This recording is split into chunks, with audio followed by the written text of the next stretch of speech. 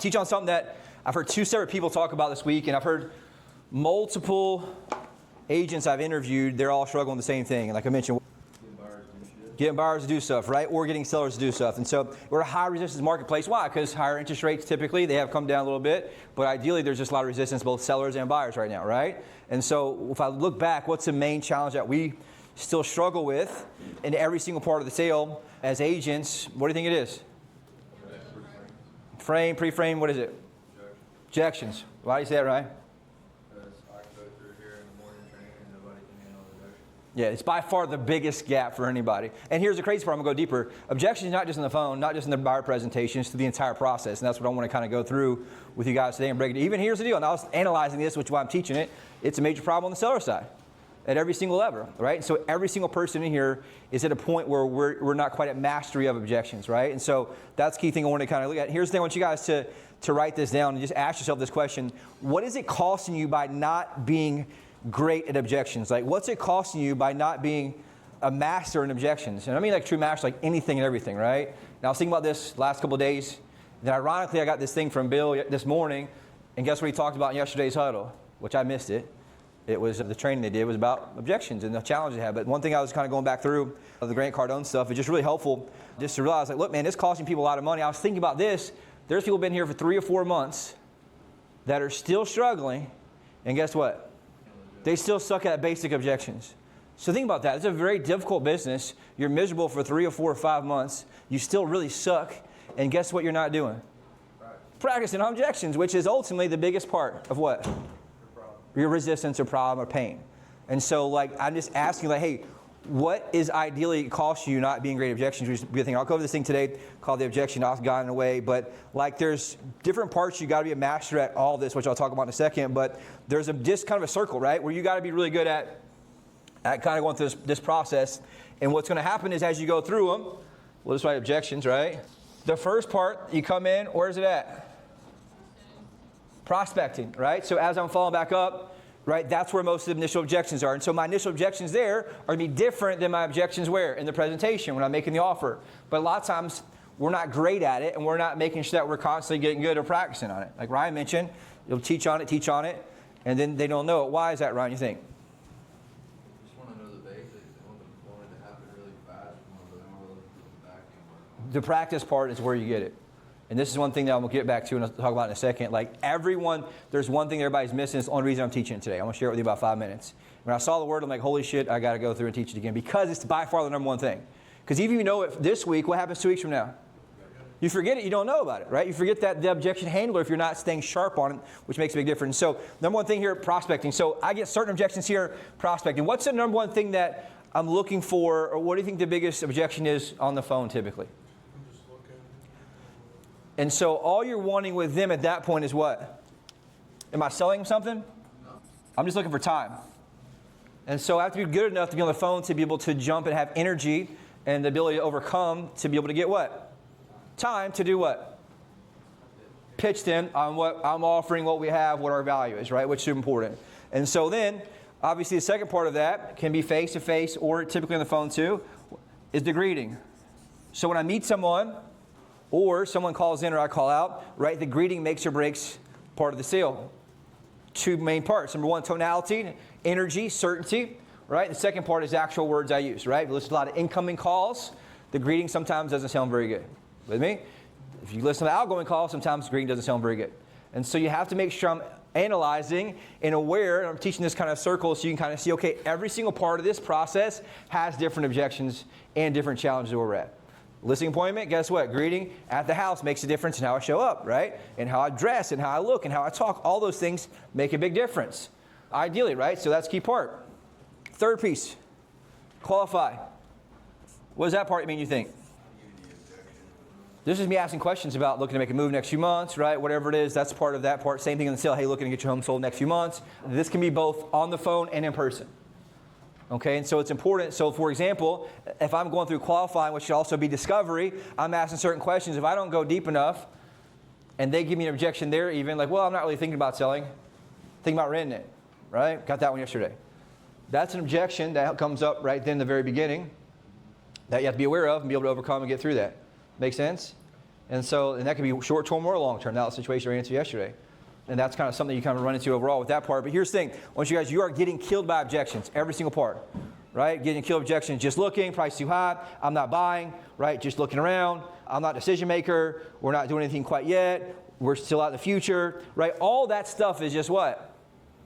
Bullshit objections that are typically complaints in many cases, because how do we know? They came to a website, they submitted to the website, they're searching the website, they had us come to their house, right? Whatever it is makes a big difference. And so we'll kind of break that part down. The fourth part we come here is the demonstration. What would that be called? Yep, the presentation. So we're going to have different objections or challenges based on each part. And so my job as the expert, right, as a true closer, we have to be really good at, number one, expecting what's coming up next. And number two, overcoming it both preemptively and also strategically after or when they bring it up. Make sense? And so that's something you kind of run into overall with that part, with that aspect of it, which you kind of run into on that part.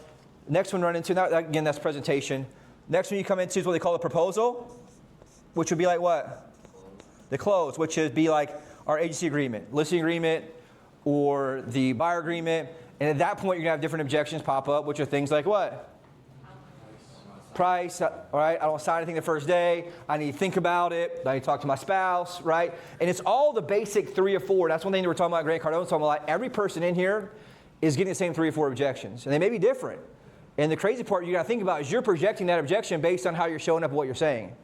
And so it's not until you analyze that you realize, hey, I'm getting the same 3 or 4 objections every time. I got to be able to go back and get this analyzed so I can fix it preemptively in what I do. And I'm going to cover that in like page 2 and 3 today of that part, right? Which is important. And then obviously the next part of that is going to be when I negotiate, right? So that would be things like negotiating terms or price or whatever it is. Like the next part is to negotiate. So I'm going to go back and forth. That could be like Jeremy said, price. So hey, I don't want to take 320, right? But I'll take 340. And at that point, we have to negotiate price. There's objection there, and so that's a price objection. And that's going to be something that ideally we go back and forth, because ultimately if I tell them a price they don't like, what are they going to say, Jeremy? If you bring an offer and they don't like the price? Or if I'm like in the presentation and they love me, they want to listen to me, we start talking about price, they agree to list to me as their agent, and all of a sudden they think it's worth $350, I tell them it's worth $300, what do they typically say? I put $30,000 in this place. Yep. And I don't really have to sell, right? She told me yesterday I put $30,000 in here. I said, well, let's look at the permit for this thing. Guess when the permit was? Nowhere to be found. 2009, right? So just a little bit far away. And it was in good shape. I think she updated for Airbnb. But like ultimately, and that's typically just some small stuff we have, but they're going to come up different parts. And so where a lot of agents are missing at, this is why a lot of listings aren't selling, is the agents not hammering objections in this part very well. Jeremy does great at it, but just a lot of I've seen overall, especially in the last few months in just general listing team, is that this part they're losing on. So the agent takes the price listing over price, which means it doesn't sell, or if they do it the wrong way and they push back too hard with too much aggression, what happens to the person? They don't list the property. And so that's how you get crushed. You get a 30% conversion rate, or you get a bunch of listings that don't sell.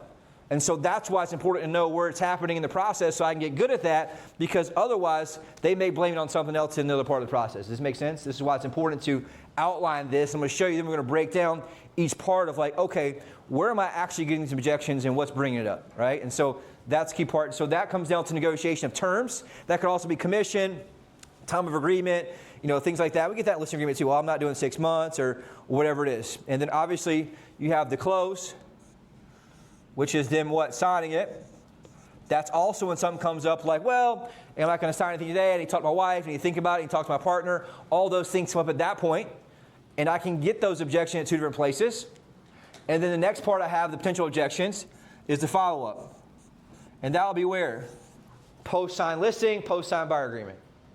Right? Well, we're going to put it on hold for a little bit. Saw somebody come through yesterday. Well, we're just going to do some repairs to the house, and we're just going to hold off on taking a picture for a couple months.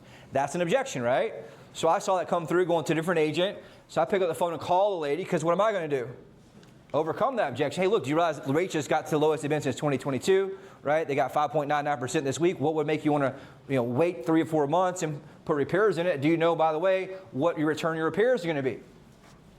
So if I put $30,000 in it, how much your return going to be? Not $30,000. And so let me help you get through that process. And so this is important to understand, hey, I'm getting objections this entire part, and that's okay. But as an expert, I got to get really good at doing what? Knocking them down every single part. And so I want you guys to understand, like, look, each part of this, you got to get very good at understanding. But the first thing I want you guys to be a part of that is being aware. Because as an organization, we're getting killed with objections. How do we know? Ryan asked the basic objections. A lot of times we don't know them. Anytime we've gone around this for years and we put people on the spot, a lot of times they're not able to overcome them, right? And so that's the secret to everything. That's one thing Grant Cardone, typically you're only 2 or 3 clicks away from making a lot of money. The problem is you just don't know the objections. When I was at Grant Cardone's office last week, because Warrior is in Grant Cardone's office, Grant has the first, 3 or 4 floors plus 8, 9. Warrior's on 5th. Their whole team's there decked out in suits every morning. Guess what they're doing? Role-playing training, role-playing training. There's this giant conference room on the bottom floor, glass everywhere. Guess what they're doing in there? Standing up role-playing. Look like friggin' Wall Street. It's crazy. In the middle of Aventura, Florida. Crushing it, right? And they're doing $400 million a year in software sales. Nuts. One single guy sold $9 million in software last year. I just saw it on Grant Cardone's thing last week. One single dude, right? So, and that's just selling Cardone University, which is nuts, right? And so the reality is they're practicing going through that part. And so here's a part, coming down the demonstration part of like, how do I build value here? And I have to ask myself and analyze it, am I truly actually building value? Because if I don't build enough value, what happens to the back end? Issue a price. Make sense? For example, I was going back through one of the listing agents' people that had objections. I had a follow-up task to go out, and he said, well, I would never pay 6%. What does that mean the agent missed? The ability to demonstrate value. Because if they come back at the end of that and say, well, I wouldn't pay 6%, what do we miss? This whole process right here. But if I'm not sharp enough to be aware of that, I'm just going through the shotgun approach. What happens to my sales career? It's going to tank. It's going to be over, right? It's not very good. You have to be hyper aware of what's happening, what they're saying, where they're saying it at. And I have to attribute back to one of these. The reason I want you guys, and the reason I start with this, so you have this to go back. And basically, you could also do like, a pie chart if you wanted to figure out, okay, when I'm having what's going on, like what part of the pie is this happening to me? And am I getting more in this section of the pie or this section of the pie? Because unfortunately, you have to be good at all these to sell a lot of homes at a high level. To sell a lot of anything at a high level, you have to have really good skill set at all this. Does this make sense? And so that's a key thing I want you guys to kind of look at. Understand if I have to become a master at all of these. And so the question is, where am I weakest at now? And I kind of go on from there, okay? So that's a key part of there. Objection versus complaints, talked about that. Here's a cool thing. I want to talk about what I just call the octagon, the objection octagon. Let me get a better color. I'll use this one. The objection octagon, right? So this objection octagon's 8 different places, right? What's by far the most important part of objection handling, mastering objections in any way? What do you think it is? Knowledge it. Who's been through the Cardone course where he talks about it? This is number one. This is what I'm teaching today. The number one most important thing you can do as an agent, anybody, is commit. What does that mean? Like, you got to commit to this shit to like over and over and over and over. Some of you, I went through the Cardone objection course 5 times last year. Going back through it again now. Why? Because you have to be committed to mastering this stuff. And the problem is no one here is at the level of mastery yet. No one. Not in the room. I've been doing 20 years. I'm pretty close. There's not many objections I can't overcome. But I'm still doing what? Committed to getting better over and over. Because I mentioned, I've probably forgotten more objection handlers than most people even know. And so you got to go back and constantly sharpen that sword. And so one thing that he talks about a lot too is, how do you define commitment? You back it up with resources.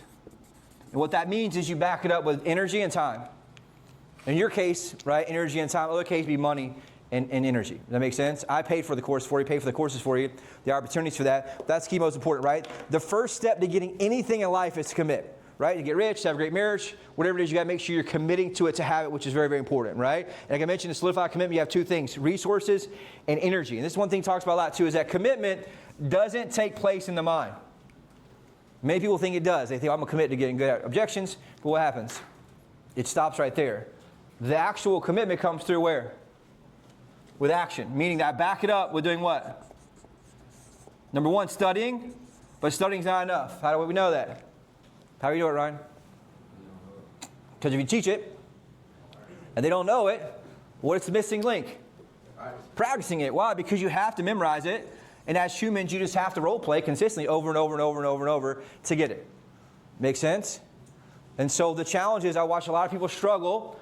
I'm not going to try to call out too much, but there's a couple examples of it. Like they struggle for months and months and months, or in cases, years, with the same shit over and over, but they're unwilling to take time to do the work to do what?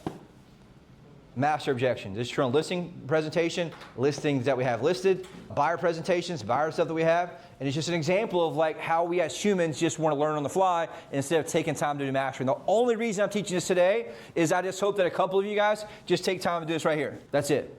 Commit, right? Question on that? Mike, what are you hearing from that? What am I hearing from that? Yeah, I saw you nod your head. Oh, no, absolutely. You got to. Can we hand me a couple colors? You have to be on the right headspace, the right frequency to, number one, Thank you. accept all this stuff, process it. So, Hold on. my situation, Thank you. you know really handles the problem. So, you take this, get the right frequency for me, and you just have to execute with action. Right. All the time. And here's the hardest thing, like you guys just can't see it. It's easy for me to see it being in the business for a while, but like, for example, Bobby, how many no signs you had this week? I'm not picking on you, but I am picking on you. 2. 3 or 4 no signs? All the past, like from Thursday. In the last 7 days, how many people with no sign? 3 or 4 no signs. In the last 7 days, how many hours have you spent going through objection handling training? 0. How many Grant Cardone objection mastery? 0. See my point? Yeah. Right? Like, we'll have 4 people in a 7-day period. And this is not, and Bobby's working his ass off crazy, I'm just saying this is just human psychology. I can pick one by one by one. But the reality is, what makes us in our mind justify the ability to keep going and doing the same shit over and over and over without fixing the fucking problem? Right? Like, that's insanity. Well, I'm just going to figure it out next time. No, you're not, because how do we know? The person that created the objection is not in a place that's good enough to overcome it, which is how we know that you're stuck where you're at. Does this make sense?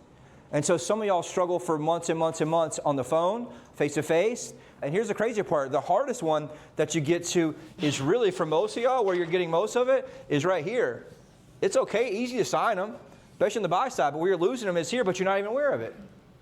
I'm going to think about it. We're going to put ourselves on hold, whatever, not reducing the price. Like, this is the stuff we run into. But ideally, example here, number 1, 0 time personal development, 0 time going through objection handling, even though I had 4 separate presentations that were no signs, right? And so this is something that everyone's guilty from, and this is the only way you fix it. Like, you got to be obsessed with this shit. Same thing I asked Ryan. Brian and I were talking about it. I said, okay, did I just ask Bobby a question? What was the question do you think I was going to ask? If I did objection training, Besides that? did I record myself? Yeah. No. Did- I told Ryan about that. So what was the first thing I asked you? That was the first thing I asked. Was recording, right? So that's the first thing I asked. Why? Because then you can hear yourself and figure out where you went wrong and analyze it. I'm obsessed with it, right? I don't got to commit to make sure I get better. Like, obsessed with it. I did the sharing thing last week about the Fireflies, whatever, Fire Files. Only 2 people I know that's downloaded it, I think, because it tells me who downloaded it with SRG email. Right? Like, you got to do it. I had a presentation yesterday. Guess what I did? Fucking recorded it. Why? We got to get better, right? It's still, and I got to analyze it and figure out what it was. And that one ultimately didn't sign. It was close, but I knew going in she was going to be very difficult because she's either going to rent it out or sell it. And she thought I was coming initially to rent it out as a rental agent. Had to explain, hey, I'm not a rental agent. I'm not the cash offer guy either, but I can help you with the solution. Right? And I was super close. But as I went back, I analyzed last night, and guess what I figured out? Where you went wrong. There's some shit I could have said that would have it. And here's what it was. Perfect example. She was doing short-term rental, Airbnb. Airbnb's dropped down 20, 30%, which made her cash flow. I remember that easily. Hey, what's your cash flow look like? I found out her cash flow. She didn't want to admit it, but eventually she admitted it was negative $500 a month. So I'm like, hey, okay, we both know that's not going to work for you. She already switched from Airbnb to Vacasa. Vacasa right now, she's at negative $6,000 a year. So if you don't do anything, but redo what you were doing before, what happens? $6,000 a year. Is that a good outcome for you? Boom, knock that out the park, right? That's an easy one. Then she was going back to long-term rental. She had a long-term rental that was already scheduled. Long-term rental canceled last minute, which is what made her go online to reach out to us, right? And so that part, I hammered pretty hard, but she in her mind believed that she can get $2,200 for it, which is not possible, I don't think, based on the numbers. But I could have gone harder and really beat that to death, which I didn't. And so my lesson there is to do what? That's a hole. Could somebody close her? Yeah, 1,000 printers. Somebody could have done it. And so going back, that was the part that I was able, and again, she wasn't really sophisticated, so it's kind of hard to go like super deep to some of this stuff, so I try to keep it surface level. Kept losing her, but the reality is like there's a part there, you got it, but I'm 20 years in, and guess what I still do? Fucking record it, dude, everything. Why? Because you got to be able to go back and analyze and figure out what you're doing, because why? You got to be committed. But if I'm here getting beat, if I got jumped for 3 days in a row by dudes in this fucking parking lot, what do you think I do on day 4? I'm bringing a gun or something, right? I'm not going to do the same thing I did, but we'll just get beat up and jumped in the sales, the conference room and just show up like nothing happened the day before, right? You got to make sure that you guys are obsessed with this. Okay, this is how simple it is, right? I'm trying to break it down, and here's the deal. I'm not picking on Bobby, it's an easy example though. Okay, it's very, very important. You got to figure out where it's at and what's happening.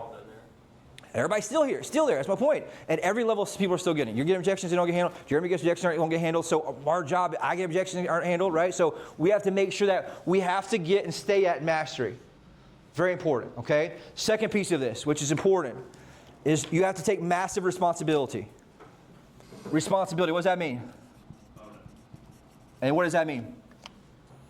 Every objection that you hear, you created it, period. Energetically or with the words you said. Say it again. Every objection that you hear, you created energetically or with the word you said or didn't say. Makes sense? So, for example, if I would have read and got a little bit better and understood deeper and really kind of locked into maybe the true objection, she wants to rent it. She did have 2 more rental agents coming. I asked who they were, and they were actual rental agents from rental companies. So that was the key part there, right? And so that's the thing that you have to understand. But could I have done better and deeper? Yeah, and so you have to make sure that you own that no matter what. Every single part, the words you say or didn't say, make a massive difference, right? You create it. And most of the time, though, what happens? We projected it on the client. So what does that mean? Commission's too long. Yeah, 12 months is too long, right? So if I believe 12 months is too long, all of a sudden what happens? What do I do subconsciously? I project that onto the client, and all of a sudden, man, why do I keep getting this objection? Because you believe it too. Or you're someone who doesn't like signing agreements for a long time. Or you're someone who's very difficult to sell. Or you're someone who has to check with your spouse before you make a decision. And so that thought in your process, in your head, is what's causing you to project out to the client, and that's what the client's getting. And so the first step of that is master responsibility. Look at yourself and how you buy stuff. And then I got to shift the way I look at things, right? And so that's something that's very, very important to think about. You have to go through as well, right? And so that's the key part. Here's the part. Their objection is your reality. What does that mean? Their objection is your reality.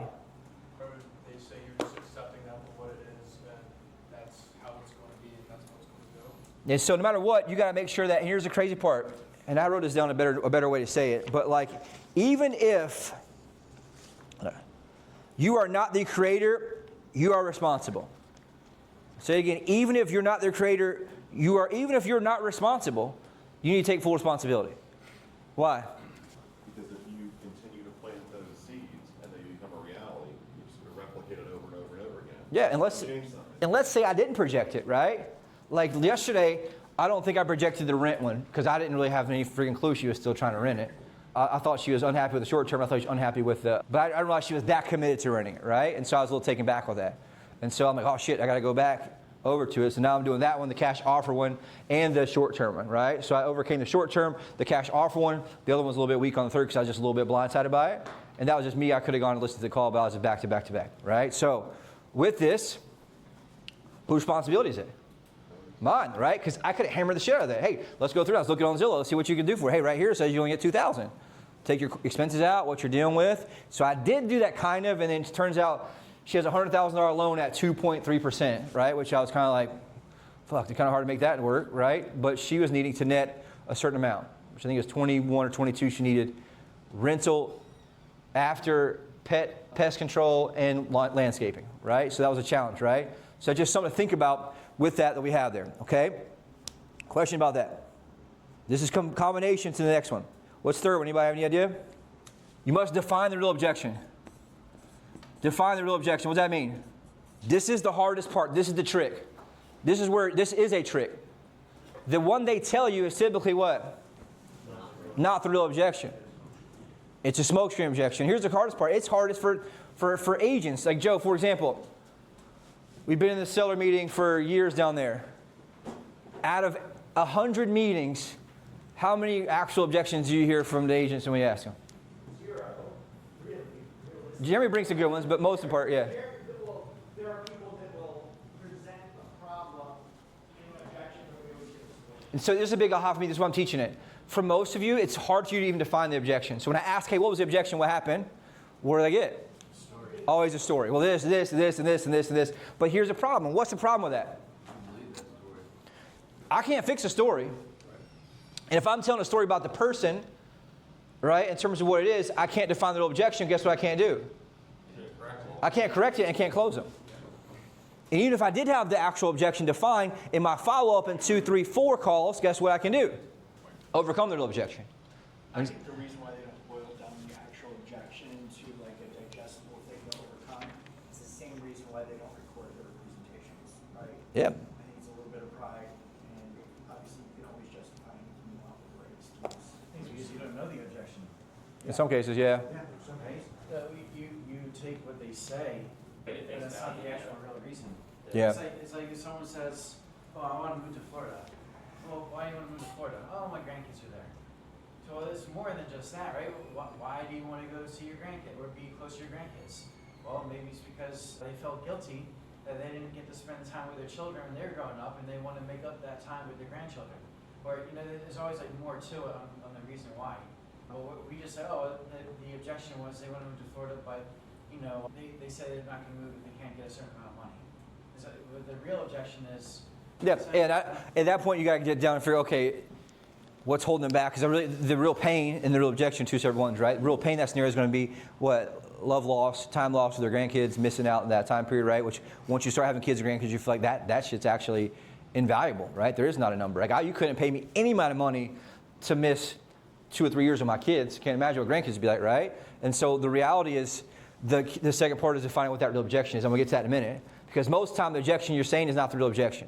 And the most dangerous objection anybody's going to ever get is the unspoken objection. And so how do I get that? How do I figure that out?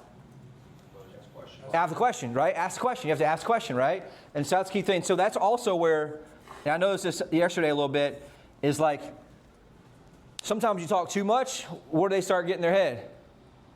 A new objection, right? We're like, well, what about this and this? And you just do like, oh man, it happens a lot in that scenario. And so how do I do this? And this is why I want you to take the simplified version of this. The number one skill that any agent can have is you write the objection on every time. That's it. Not the story, the objection. Right? So yesterday, for me, the actual objection, right, was that I have to decide if I want to rent or sell. And that's what I want to do, right? And I was like, back and forth, back and forth, back and forth. That was the ultimate one that I couldn't get over. Okay? She loved me, said she used me. 100% she sells, wants to use us, right? They all say that, but ultimately, that was when I didn't overcome. And we're a little early in the process with it. But the point being is that this is a key part where Grant Cardone talks about everything when he was growing up. He had a notebook. Guess what he did every time? Wrote the objection, because you tend to see patterns, but it's not until I take time to do what? Write it down that I start to see the patterns and start to figure out what I'm getting. And so you guys got to, number one, take responsibility for it. Hey, look, I caused it. Okay, what was the actual objection? I get really good. And defining means what? Like getting clear on it. And let's say I write it down, it's not super clear. What does that mean? I got to get better at asking deeper questions and better questions so I can clarify what the real objection is. Does it make sense? And so this is important because that's how you course correct faster. I don't waste 6 friggin' months of struggling in real estate by not fixing the damn problem, right? But like, I was thinking about this. I was like, man, I could not teach anything in here for the next 6 months and have you guys watch the first 4 modules of Grant Cardone's Objection Mastery and you'd sell 5 times as much. Because it's so simple, right? You always own the objections, these basic stuff. And so I need you guys to be super committed to make sure you figure out this part of the objection, right? It's the hardest part, people. I wrote this down when I was doing my notes. It's the hardest part for anybody, especially on the listing side. Notice that we do a Thursday meeting. We go through all the agents, right? Jeremy's the only one that has anything close to an objection. Typically it's, well, they're crazy, they're this, this and this and this. All the story that doesn't have anything to do with the real objection, right? Finally, like, what do they tell you whenever you try to get them to sign on a piece of paper? That's what I need to know. Like, what do they tell you? And that may not be the real objection, at least what they told you at that point, right? And that's step 1. Step 2 is the real one. Number 4, fourth part, identify the location. Identify the location. What does that mean? Where's it happening at? You got to make sure you identify the location of the objection. Why? This is where mastery comes in. Identify the location of the objection. That comes in, is it at 47 minutes on the presentation?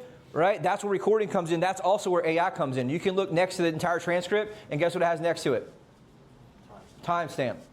And so 47 minutes had this happen. Boom. Okay. Right? And with today's time, you can take 5 presentations, upload them all, the transcript, into ChatGPT or any type of AI and say, hey, tell me what the objections are, where they happen. Or, right, you obviously do one at a time. You want to make sure you're able to have this part of it and figure out why. Why? Why is this important? Okay, part of it. What else? Figure out what you said prior to that, so you have a sense of why it's coming up at that point. What am I saying or not saying Prior. that's causing this?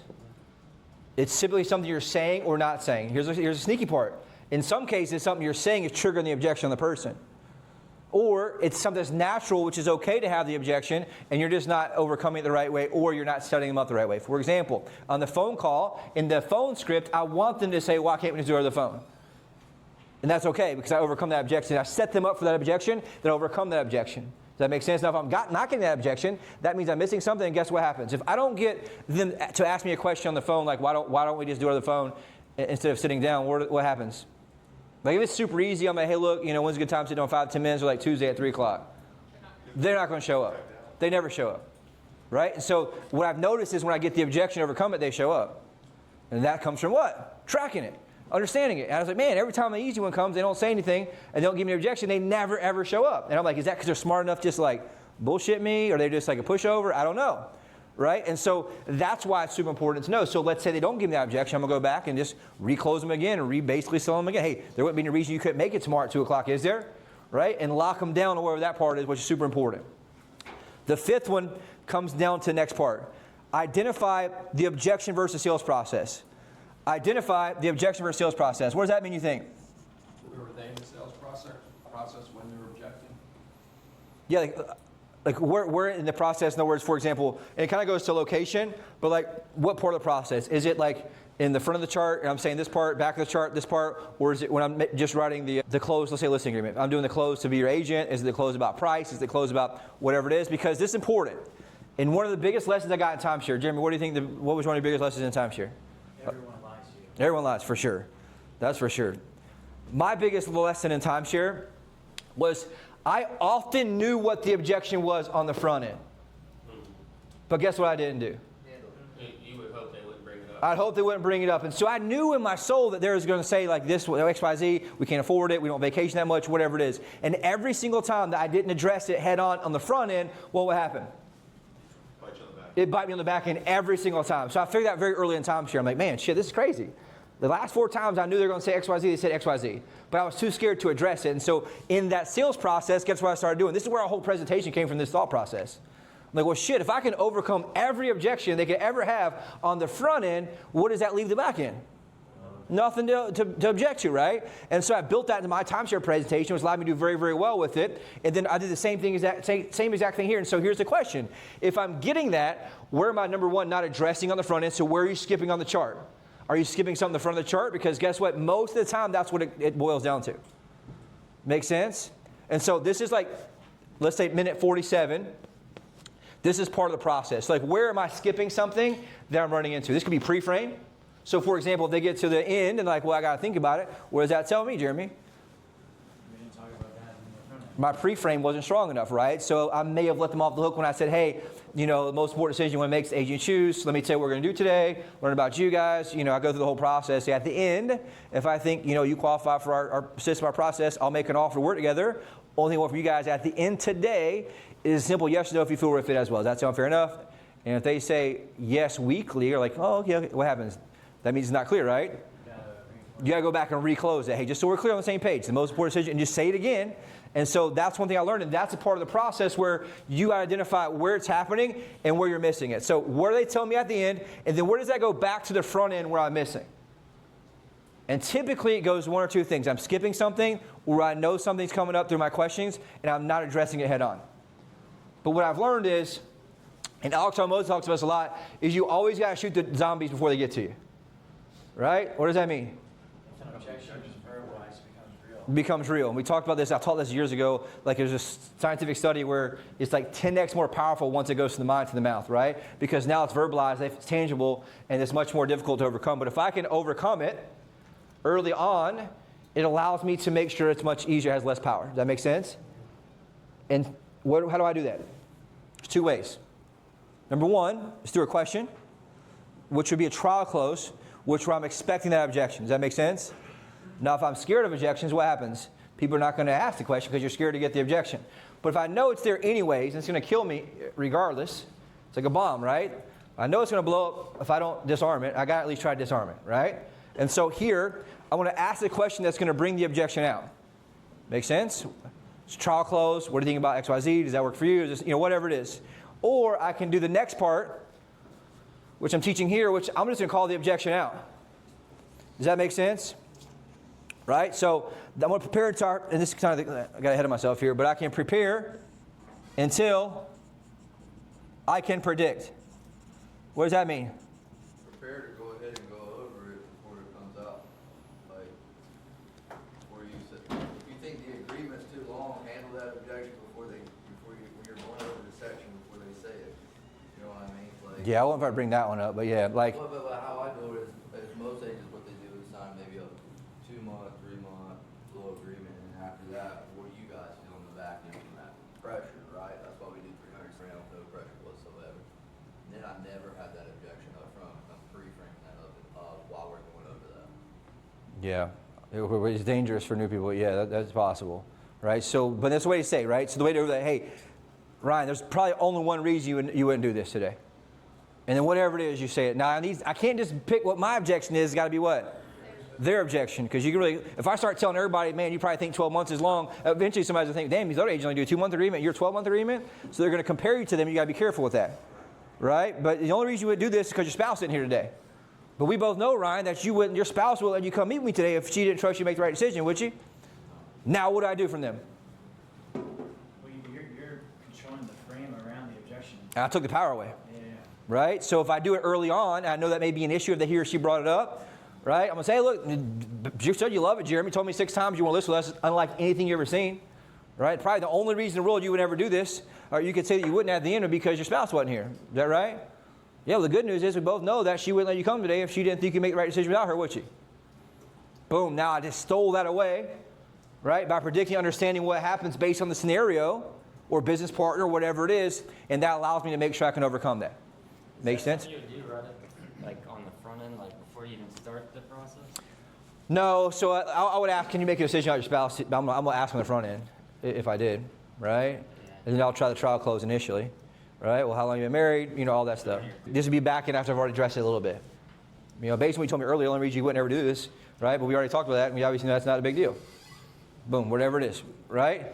I need to make sure, but don't do this. You don't do this every presentation. This is what you get good with sales IQ of reading people, understanding what they're doing. Does that make sense? Question about that? But when you do that, you take away from the energy, take the energy away from the customer before they say it, right? And this one thing that Grant Cardone talks about, he's like, hey, if you're going to deliver me cold food, you got to tell me about it first, right? So, hey, look, man, something happened in the kitchen, things got a little backed up, the fries a little bit cold. So make sure you know ahead of time, is it okay? Let me go ahead and get you some new ones, right? Whatever it is. Obviously, you can say, hey, I'll get you some new ones, but you want to tell them that versus them being surprised by the food being cold. Make sense? And so it's super important to look at overall. Number 7, you got to practice till you're a master. This is where we're the weakest at. Practice till you're a master. What does that mean? You ran the objection. Yeah, like perfect example. Who spent over 5 hours in the last 7 days on personal development listening to stuff? Lisa, all right, Mike, right? So like, that's the key thing. So just think about that. Is that mastery? If I'm a professional football player, right, think they spent more than 1 hour in 7 days getting better? Yeah, but we're professional real estate agents. We just don't act like it. We just show up between 9 and 2, right? Like you got to make sure that you're mastering this over and over and over and over. And the way I look at it, like with our process, like Jordan Belfort is like the intro, right? That's treating you straight line sales, how to stay on the straight line, basic stuff, which is like how sales works and understand tonality and how to loop people and do all these other things. But ultimately, this is where the 202, 303 classes come in, where you got to be okay overcoming objections. Why? It happens in everything, in every part of life. And that's what Grant Cardone, if you want anything in life at a high level, you got to be good at overcoming objections. Relationship with your spouse, with your kids, right? And he just talks about, man, you got to be like your kids. If your kids, anybody got young kids, what do if they want something? They ask you, when? Like how much, Jeremy? Over and over and over again. 400 times until they get it. And if they don't get it, they stop for a second, look at you, and then what do? Come back and ask for it again, right? And until eventually what happens to mom or dad? They give in and say, hey, you know what? Take the effing candy, whatever it is, right? And that just comes through the ability to do what? Have persistence. And you guys got to be the same way. And how do you do that? You have to be tactful about it. You can't whine and do that, obviously, because they're not their child. But you got to have the ability to go back and loop them with questions and be able to do what? ask the same question. What are we doing? We're shutting down the first objection, shutting down the second objection. We got to be really, really good at this. And that's where the true sales piece comes in. That's the difference between converting 70, 80% and 20%, right? Big difference of that. We saw it on the listing side. That's why I had to make some change on the listing side. Jeremy's converted at 70% last couple months. Others at 20 and 30%. I can't sustain a business on that. What does it come down to? Skill set, period. Fundamentals. The ability to overcome objections and do the sales process. That's it. And like it's just the math is math. Month after month after month, there'd be the gap there, right? One's following process, one has a skill set, right? Others not getting there. We got to make changes. And so super important. Like this is just how it works. But at a high level, you have to be able to do this on those parts. And then number 8, right, is you got to work on it every day. Work on it every day. What does that mean? And here's the crazy part. This has been a big thing for me lately too. It's like I probably study and work harder than anybody I know about like personal development stuff, like hours and hours and hours a week, every time in the car, every time at night. I'm putting the kids down constantly, right? And I'm rotating 3 different things, reading every morning. But like this part of objection handling is the number 1 skill set anybody can have in here. But what's the problem with that? I have mastery this week because we forced you to go through a course or whatever. What happens in 2 weeks? You forgot about it. Your edge, right? Your axe is dull. And so if I'm not sharpening that axe over and over and over and over and over, I start hitting trees, what happens? I'm chopping it and nothing's happened. Work my ass off, sweating, swinging. Meanwhile, the person next to me is taking time in the morning to sharpen the axe. They're cutting down 5 times the amount of trees I am. Both putting the same amount of work in from a labor standpoint. But one's much smarter and has a better skill set because they took the time to sharpen the axe, and that helps them cut the trees much faster. You guys with me on this? And so the question is, like, in the last 7 days, like, how much time have you spent sharpening your axe? Knowing that your number 1 problem is objection handling, okay? And so the cool part, like, it's super easy to overcome. There's a lot of great ones in there. And so, like, there's just a lot of really good stuff of doing it, and I'll give you some framework on that stuff. Questions about that part? Different types of objections? Ones that you say and ones that you don't. I'll give you a breakdown of that. Just give you an intro to it. So types. Different types, right? So types of objections. Let's do 2 separate ones so I have this.